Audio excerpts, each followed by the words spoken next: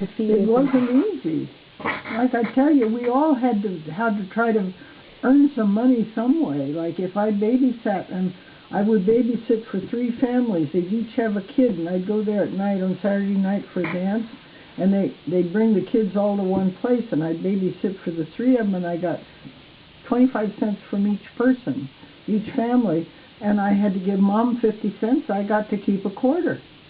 But we all had, and it just broke my heart. Sometimes I'd go to the store. Mom would say, go to this, because then in those days you had a charge account at the grocery store. Mm-hmm. I'd go over to the store. Mom said, go get a quart of milk or go get a loaf of bread or something. And I remember 2 or 3 different times the grocer says, I'm sorry, dear, but you have to go tell your mother that I can't give you any more credit until some of her bill is paid.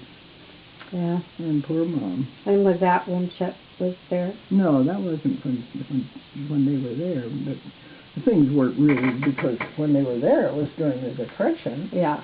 And any extra thing to try to feed people was a big deal. Oh, yeah. I know.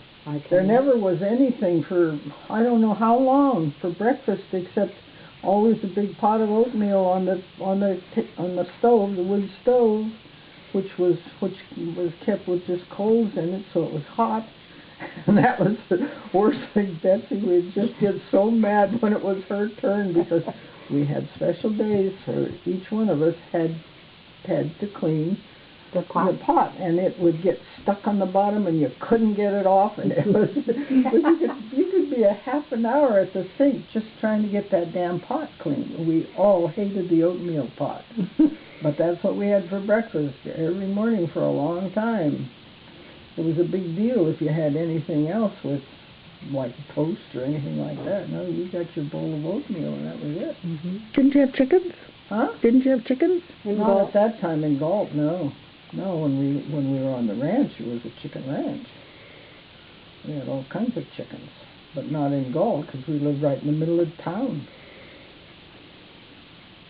And it was heartbreaking, because poor Daddy worked his tail off, but the farmers had nothing to pay him with. This is all farmers. He was doing well work and electrical work, stuff like that. He had a big sign out on the front yard, plumbing and electrical work. And he always had work. He was always working, but most of the time he'd bring home vegetables, or maybe somebody had killed a cow or killed something and had meat, and they give him meat, stuff like that, but no cash. Yeah. And when we moved out of Galt to go to San Francisco, he had over $2,000 in outstanding bills that nobody ever paid. And that was a lot of money in those days. That was a lot of money in those days. Yeah. But he had over $2,000, and Mom says, well, we just can't stay here and starve. And Jean's husband had told Dad he had opened, this was a whole new thing, he had opened this new business of frozen orange and lemon juice. He had a machine where he had fixed up this machine where he could extract lemon and orange juice, and then a way of freezing it and selling it frozen. We sold it to all the bars in San Francisco. Mm-hmm. So he said to Dad, I need somebody working in the shop where I do the selling, because I can't do, because I'm getting a lot of customers and I can't do both. So why don't you come down and work in the shop doing the extractions of these juices. So that's when Mom and Dad moved to San Francisco. Oh. And I was in high school. I was going into my last year of high school, and so I wanted to finish high school, and of course I was engaged to be married. So I thought I was just going to finish high school and get married. So Mom said at graduation, oh no you don't. You come down with me. I can't do anything after you're 18, but you've got 3 months to go. Well, by the time I got to be 18, I couldn't see Puerto Rico for nothing. Jim had brought a friend home from work with him, and oh boy, he was something. Raise a rat. Raise a rat. He's a Texan. Oh boy. So we got engaged. And then he found a showgirl that was really turned him on. So then he asked for his ring back. Oh, I was devastated. But I think they got married and it lasted 3 months. And then he took off and went back to Texas. Then it was about that time I met Al.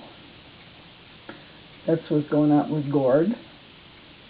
And so of course I was mooning over the fact that Ray was gone, and Beth called me one night about 9 o'clock. And she says, "What are you doing?" I said, "I'm getting ready to go to bed." And she says, "Why don't you come down to this bar where she hung out all the time?" She and Gord did. Well, she met him there. And Betsy did all the painting on the walls in this bar. It was a cozy little bar, just a block and a half from where we were on Sutter Street. And so she said, "There's this friend of Gord's here with us, and he'd like to meet you." And I says, "I'm not going out this time of the night." So she says, "Well, how about tomorrow night? We make a date." So tomorrow night we made a date, and that's where I met Al. And the rest is history. And the rest is history. Look at it. We gotta go. We gotta go.